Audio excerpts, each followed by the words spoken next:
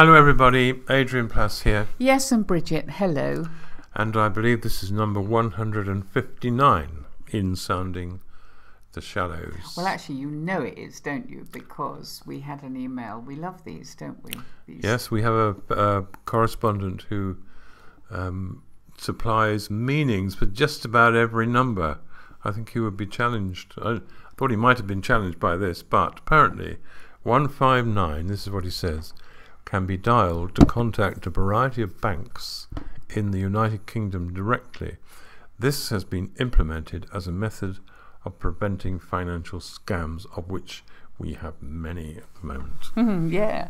I mean, I think if nothing else, people might remember 159 as being significant for that. But of course, it's another significant week in the world, isn't it? The submersible being hunted for. And I think the thing that apart from everything that's going on in people's minds about it and the effect on family and everything else, I think one thing I thought, Adrian, was how yet again there's this sort of shrinking from the world really to concentrate on one small area. Suddenly everyone comes together for that one thing. Incredible international effort yet again. I mean, it may not last, but for that little while, like if you remember the they weren't even teenagers, were they? No. Those little footballers, those kids in Thailand, caught in a cave. Yeah. And from all over the world, there are experts involved. All the differences put aside. Yeah, that's right.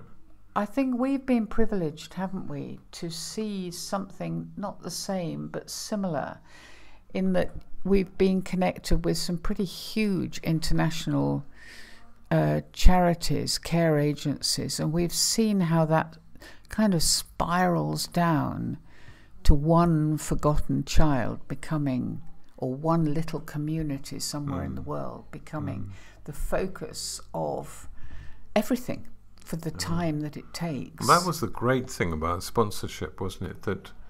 That it was about a child, and that focus was very valuable. Or a community. I think, absolutely. But you sponsored a child, didn't you? Certainly for World Vision. Well, with World Vision you did. Yeah. I mean, there's so many brilliant charities focusing in the same way. I suppose what I'm saying is that small area in the world becomes vitally important. Yeah. Actually, this week, Adrian, on a more trivial matter, differences have mattered a lot, haven't they? Well, I'm not sure what you're talking about, but if you mean the cricket, I'm not sure that's trivial. Some people would think so. But yeah, I know one or two people, one in Australia, one in England, who would definitely say it was not trivial. And I'm sure there are others as well. There are. Because we're talking about... Being a cricket fan is almost religion. The very memorable, incomprehensible one, but there very memorable first Ashes match. I'm not going to go into what the Ashes is. Anyone who doesn't know, it's a very important competition between Australia and England. So memorable first Ashes match. They're having, is it 6 or 5 or 6? England, in the end, needed this week. You mean? This week was the first one. Yeah. And England needed, this was the first of the Ashes matches, England needed 2 wickets, in other words, 2 of their players to be bowled out, and they didn't do it. So it was very, very close, but Australia won the first test. And we can think of our friends in Australia who right now are rejoicing. Well, they do rejoice in a very rumbustious but consistently friendly way, I'd say. I mean, we enjoy it as well. It's been going on for many years. It was a great match, actually. I really, really enjoyed it. Yeah. Well, I'm glad. I don't know what else to say, really. I hear the groans and the cheers coming from the living room, and I've heard them many times over the years. I've removed small, loud people from the area in order that you can concentrate. And, I remember your mother, when we were staying with them, saying, it's lunchtime now. And we'd say, yes, but they're just about to something in the cricket. And she said, well, you've been watching it for 2 hours, which obviously made sense to her. But yeah, anyway, Well, it just she got very put important. aside a certain amount of time in July for Wimbledon, so I think she should have understood, really. And there was the snooker that she also... I mean, She these loved things the that snooker. go on for hours upon No, hours. she was a huge snooker fan. I know, Come on. I know.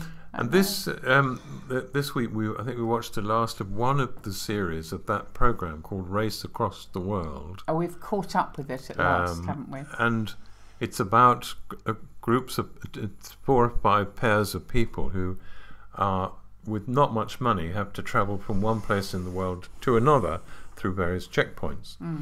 And this, they have included Canada, and Where you also have friends, and the one we we do. just watched, which was Central and South America, where we've also been. Yeah, that was series 2. I think that was done a long time So ago. it's really, really interesting, though, to see parts of the world where we have travelled. And actually today I read a bit of years ago now, actually. It was year 2000 we went to Bangladesh, the first of our trips, and we wrote a book when we came back. And I was reading bits of it today, and it's just another little, like you said, a little concentrated world, because we went to meet our sponsor child. And it was so moving reading this about her dad working 12 hours a day on 24 hours a day, on not the 12 whatever yeah. it was, but never doing anything else, because that's Yeah. all he could do to make money. Yeah, And a lot of memories of that little girl and yeah. the people we met. It was terribly moving. I I really think- felt quite tearful once or twice. I think it's the fine margins. I mean, thinking about what has been happening this week and thinking about, we mentioned those little boys in Thailand, and the fine margins between being alive and not being alive is what working alongside any of the great charities that work with children and work with people who are on the edge of real life and death poverty. It teaches you just what a fine line that is, really. I was how hard quite you have to work. taken aback, reminding myself, and that this book was called Colours of Survival, and your writing in it was so good. But I was reading a bit I wrote when I came back in the book, which said, if we are not helping these children on the streets of Bangladesh, God isn't either. And I remember wondering how people would react to that. And the reason I said it was because they die. They go into prostitution as small children. And the vivid tragedy of that it kind of left my heart a bit. So I was interested to read. So many memories in that, just in that book. And going back to Australia, I mean, do you think we'll ever go back to Australia? Oh, darling, I know you talk about it. I suspect not, but we first went when our daughter was 4, and ever since then we have loved going to Australia for so many reasons. Perhaps not the heat, but certainly lots of other things. And the first time that we went was memorable because of the tremendously warm welcome of people, but it was also, the beginning of it was a bit memorable for you, wasn't it, Adrian? Well, we'd never been on a long-haul flight before. No.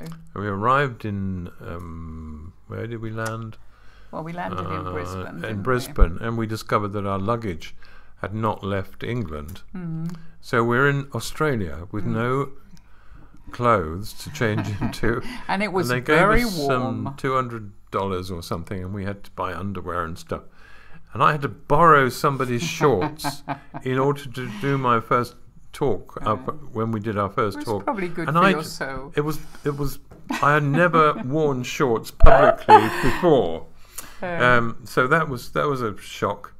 But you're right about the welcome. They were wonderful, and that kind of warmed it up for us forever when we went there. I think we had such a good time. But some things were really striking. At one point, we made a trip up the east coast through Queensland, and we stayed with various people. And there are a couple of things that I think tourist advertisers will find a little difficult with Australia. One is the mosquitoes. And do you remember we went into a pharmacy to ask about... eaten alive, weren't we? We had we had everything, you know. We had things we plugged in and things we sprayed ourselves with and everything else. None of them really worked. Well, I was all right. I was, fortunately, they didn't like me. No, they liked one of our sons particularly. They did like one of our sons. Yeah, they just munched on him. We went into a pharmacy in order to get some stuff that might work, and the man in the pharmacy very confidently said, "Right," and he slapped a couple of things on the on the shop counter, and he said, "Here's the stuff to stop the mozzies biting, and here's the stuff to put on after it hasn't worked." And I didn't actually notice a smile on his face. But there was another occasion in Australia where your ankles were bitten to pieces. Yeah, they were. In Australia. That was another time. Yeah. But I think the thing that fades is that every now and then there was a moment of real fear. And this week, just all the news about the submersible brings those sort of feelings back into you, because we do live in a country where you have to work quite hard to find something to be truly afraid of. Yeah, and of course, going up Queensland, if you said, we heard about crocodiles all the time, and there was a genuine fear. I don't know whether it was being passed on to us particularly, but there is no doubt you really do have to be very careful. No, there was a man who sat and looked with fear-filled eyes as we ate with him, and talked about how much he was frightened of crocodiles. Yeah, and I remember in our very early, very soon after we'd arrived the first time, and we were on, or it might have been the second, but we were on a beautiful beach, do you remember, near Adelaide? And our boys were just, are there going to be sharks? No, there are not going to be sharks.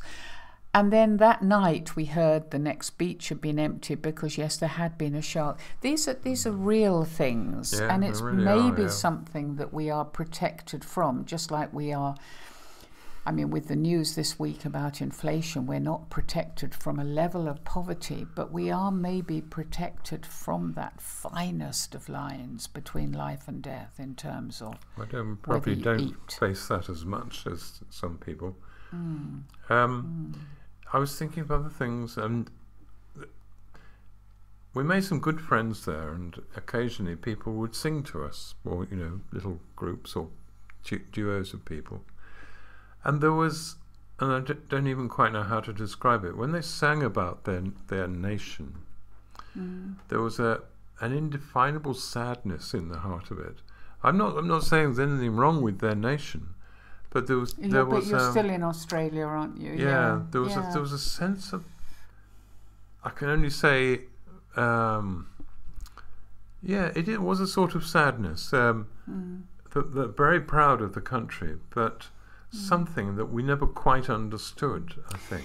But it's interesting, Adrian, because in Canada they are facing things, shame maybe about the way the First Nation was treated. This week in the UK we're looking, trying to look much more honestly about what happened with the Windrush generation that came. And in Australia there is those, by the way, are the people from the West Indies who came in 1948 on a ship called the Windrush. Yeah, and were really poorly treated. We're really excited to come, and were not treated how they should have been. And of course in Australia there's the whole Aboriginal thing. You go to South Africa, there's apartheid. There's so many things when you look with open eyes that you wish hadn't happened in your own life and in the country you live in, I suppose. Yeah, maybe absolutely. That's what triggers off this sadness. I don't know. There were some highlights though as well. I mean, you remember turning up at this church and seeing a notice outside saying "No perfect people allowed." Oh, that was amazing. Did you hear that? I just repeat it because There was no perfect people allowed, and we were Yeah. so pleased about that. And we were due to speak there, and all they were doing was saying, you know, if you're coming in here to shout and sing about how wonderful we all are, it's not going to work. We enjoyed that. And Oh, the it heat. was like What a- about the heat? The heat in Australia. I mean, Well, we didn't hit it all the time, but certainly when we did, we were in Riverina, weren't we, working alongside a friend of ours who was Bishop of Riverina at the time, and we hadn't come across heat quite like that. Apparently, if you broke an egg onto the bonnet of your car, you would have a nice fried egg within seconds. I suppose what we hadn't understood until we were there was the distances you travel. You know, huge distances. yeah, so I mean, any idea of big congregations all singing loudly about how amazing they were comes down to tiny congregations surviving, hanging on to God, hanging on to getting together.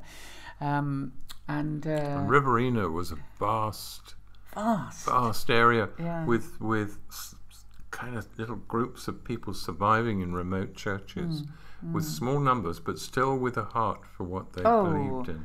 Absolutely. doing. No, absolutely. I think that's what, again, it's easy to lose, isn't it? When it's easy to get to church and when it's easy to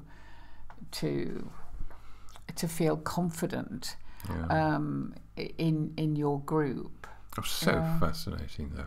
And then we went to heaven. When did we go to Well, heaven? we went to a place called Mackay, Well, that wasn't which was quite about heaven. as hot as it could get. That wasn't the heaven bit, was it? No, we haven't got there yet. think the We other went to word might Mackay, apply. which is the foothills of heaven, and we spent quite a bit of our time in Mackay in the art gallery because it had very good air conditioning. We weren't very interested in the. And then this is where heaven came in. We went up in. Now, what was the forest called? Well, it's, Angala Forest. I probably pronounced it Up wrong. into the mountains, and Yeah. it was so lovely. The cool that suddenly descended Yeah. upon us. It was a rainforest up in the mountains, It was wasn't it? beautiful, Quite amazing. Yeah. And I remember simply eating a lolly, and the coldness of that, and the cool in the air was so wonderful. And then possibly the high point, not only of our Australian trip, but of much of our lives, was we went and sat by the river up there. And as we sat there, we remembered people had talked about the possibility of seeing duck-billed platypuses. Well, up are they there. platypuses or are they platypi? I don't know, whatever they are, with a funny beak-like head at the front of their heads. And there they were. We sat for 2 hours without moving, watching these creatures leap up out of the water and do little somersaults in the air and back into the river. And I think it symbolised respite, didn't it? Which I know a lot of people will understand, even if what they're talking about is holidays, when things don't pan out quite how you expect. You were mentioning these programs, Race Across the World, and I so identified with that moment when everything having gone wrong, and you've missed the bus, you've lost your tickets, you've whatever it happens to be. And you sink into a bed that night and nothing else matters. It's not exactly a fine line between life and death, but it can feel like it can. Well, I think we've mentioned before also when we on one of our Australian trips, when I had a virus all the way through, and we suddenly arrived somewhere and it went. It had gone, and that was a heavenly evening. Yeah. I don't know. It seems odd, really. There's a part of me that would love to go again. We saw some amazing sights over the years, haven't we? Yes, but it isn't really the sights for me in a way, although they are extraordinary. No, I don't mean the scenery. I mean right. the met people and Yes. were in villages and all sorts of. And that applies to Canada, and Incredible it applies to places. many places we've been. It applied to Wales last week when we Yeah, had the yeah. warmest of welcomes. Yeah. And you feel you're among friends very, very quickly. And sometimes I think you can live in a town or a city or a village and you don't get to know anybody really. And because of the intensity of experience when you travel at all, you can get to know somebody who becomes a real friend in a very little while. Yeah, that's true. That's something very special, really. I remember this woman saying to me, "I don't trust anybody." And I remember saying to her, I can't remember where this was, for the next 5 minutes, you can trust me. Yeah. And she and talked for you 5 could minutes. trust them. Yeah, And we could I trust think them. that's, Yeah. Yes, and what does it come down to? So often it comes down to hospitality, doesn't it? Yeah. To somebody opening their home or opening their lunchbox or opening their... I mean, we had situations in Bangladesh where we were conscious that, that we were in one little village, I remember, up in Tuital, and they only had one chair each, probably, if even that. And they brought out, well, I think they had managed to find 4 or 5 chairs between them, and we sat in a circle and ate something very small, really. But it was full of hospitality, and the smiles of hospitality are something that you can encounter anywhere, really. And it changes the dynamic for that moment. It does. We've been very fortunate. We never thought we'd go anywhere. And we went lots of places, and we were able to do, when we came back, do a bit of fundraising and stuff. It was nice to be able to actually try to put something back as a result of all that. So it's a big old thank you from us, really. We were anybody very listening anywhere who very we've glad met, to be able and to go. I can think of people who've given us meals in this country, Adrian, when we've been touring, and it all comes down to the same thing. That focus, whether it's from our point of view to other people or from their point of view to us, that focus in the moment. So we may not go back to these places, but we remember them with great warmth and love for people and places, and really gratitude to God and to them that we were able to be part of what was going on. It was great. And it would be lovely for you listening to maybe think about some of your memories, people you've met, people who, because it balances what's going on this week. I'm not sure it took away the defeat of the Ashes, Adrian, but it helps. Yeah, let us know. That would be good. Okay, see you next week. Bye-bye.